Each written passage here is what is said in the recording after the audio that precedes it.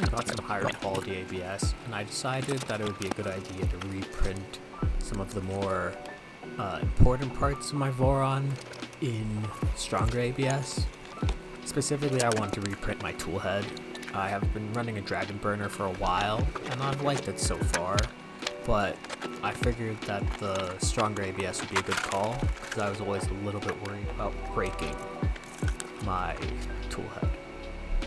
And after putting this together, it does feel a lot stronger. The red pieces that I'm messing around with here are ABS glass fiber from eSUN, and the black pieces are sunlu ABS.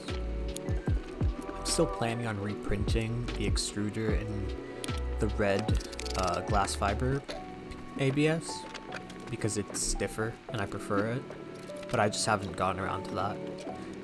And my old toolhead had some problems the other day, so I just figured I would swap everything out to the new one, since I already had almost all of the parts printed, other than reprinting the extruder again in the red ABS.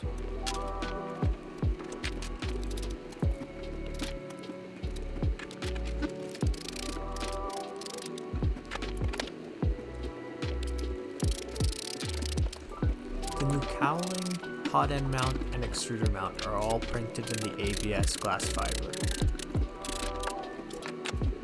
The only other difference from the old cowling to the new cowling is that I decided not to print the version with the cat ears, just because that version of the dragon burner blocks 2 of the screws for the Sherpa Mini, and I had some frustration with that in the past, so I figured this time I would just print the standard dragon burner.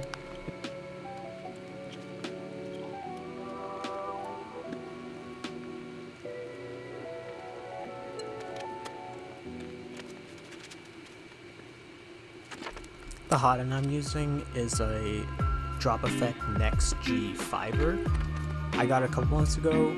It's been great, really solid. I got it because I wanted to do more fiber filaments, and then I ended up struggling a lot with that ABS that I got from the hardware store, and that really discouraged me from getting more expensive filaments until now, when I'm getting a bit more confident with the performance of the printer, and I'm looking forward to getting more carbon fiber filaments and more glass fiber filaments in the future.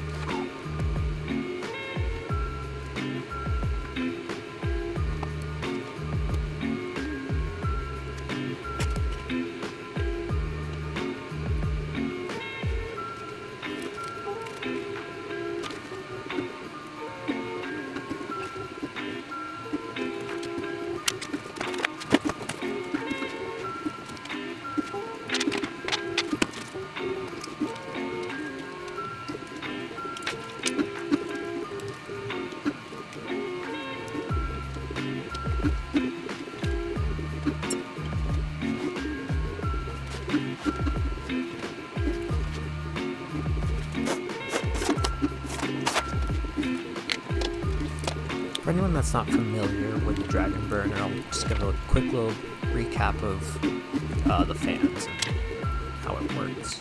It has 2 4010 fans, one on either side, and then a 3010 fan, axial fan for the hot end. And then it has lots and lots of different mounts of different hot ends and different extruders. Basically any extruder and hot end combination you can probably think of, at least that I've needed to search. The GitHub is very detailed and very helpful. I actually am going to be disassembling my dragon burner again because I finally got the parts for the dragon burner filament cutter. So we're going to be doing another disassembly to put that into the dragon burner, since I think that will help with the Pico MMU's color changing ability, because then I don't have to do any tip forming, which is a big pain.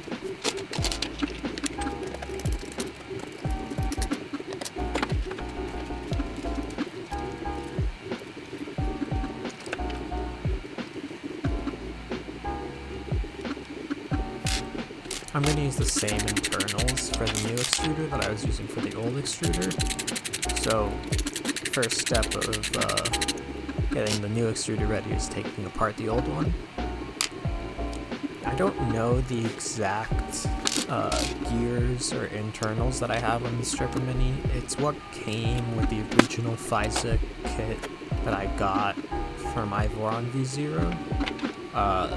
They were parts for the Mini StealthBurner's integrated extruder, but I don't actually know what type of extruder that is.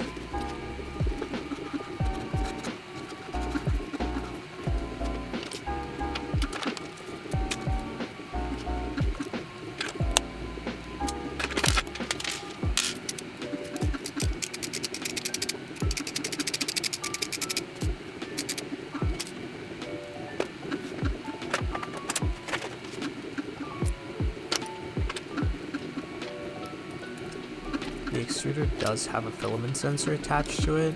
It's a modification that was designed for the Sherpa Mini. I'll make sure to include the links in the description below in case anyone else wants to build a similar dragon burner. It's a really nice filament sensor. It uses a 4mm ball bearing. I think it's 4mm. It will say on the official page what the size of the ball bearing is. Use a ball bearing and a micro switch. It's pretty reliable, and it also has an ECAS fitting on top, which just is a really nice way of holding filament, or not the filament, the PTFE tube that holds the filament, and avoids any problems.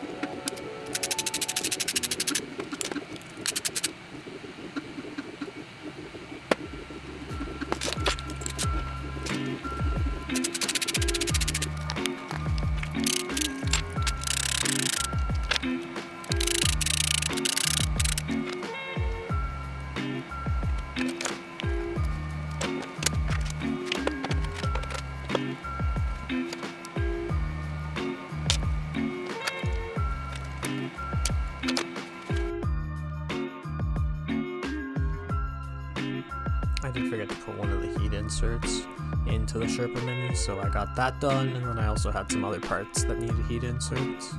I'll show those in a later video, but I took the time to do those right now.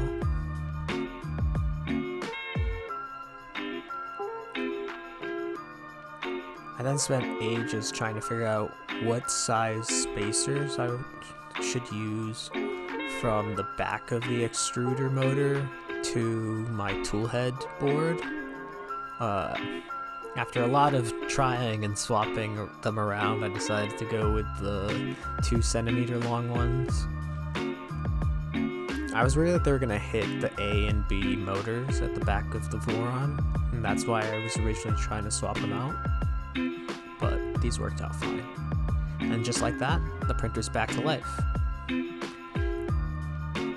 I hope you enjoyed this shorter video. Let me know if you have any questions down in the comments, and I'll see you in the next one.